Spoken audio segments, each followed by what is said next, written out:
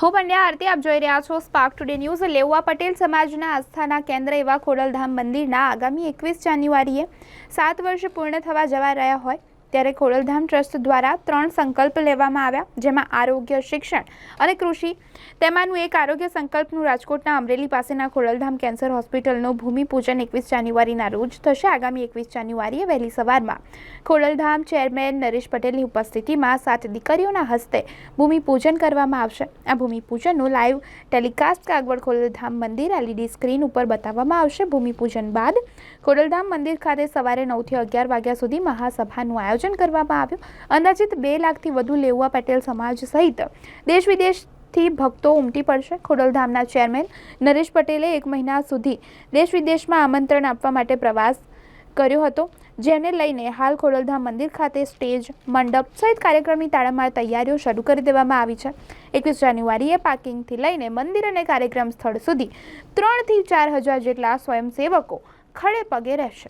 પહેલાં તો સર્વેને મારા જયમાં ખોડિયાર।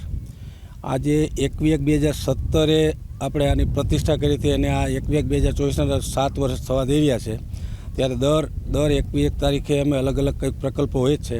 તો એ પ્રકલ્પ રૂપે જ્યારે 21/2017ના રોજ અમારા ચેરમેન ભાઈ નરેશભાઈએ જાહેર કર્યું કે 3 પ્રકલ્પ, એમાં એક શિક્ષણ, આરોગ્ય અને 3 પ્રકલ્પ મુજબનો એક પ્રકલ્પ આજે સાકાર કરવા જઈ રહ્યા છીએ, જે છે આરોગ્ય।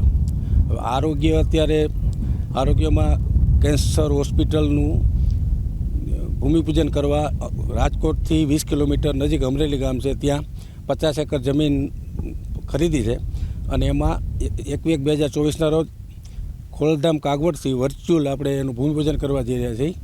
ત્યારે આ બધા મહાપ્રોગ્રામમાં વધુમાં વધુ લોકો આવવાના છે અને અહીંથી જ અમે સીધા ત્યાંથી લાઈવ ભૂમિપૂજન કરશું અને અહીંયા એક મહાપૂજનનું આયોજન કરેલ છે અને લગભગ અંદાજે 3 થી 4 હજાર સ્વયંસેવકોની વ્યવસ્થા સાથે અને અત્યારે આખા ગ્રાઉન્ડમાં આ એના 21/2024ના ભાગરૂપે એની તૈયારીઓ ફૂલ ઝડપે તૈયારીઓ થઈ રહી છે।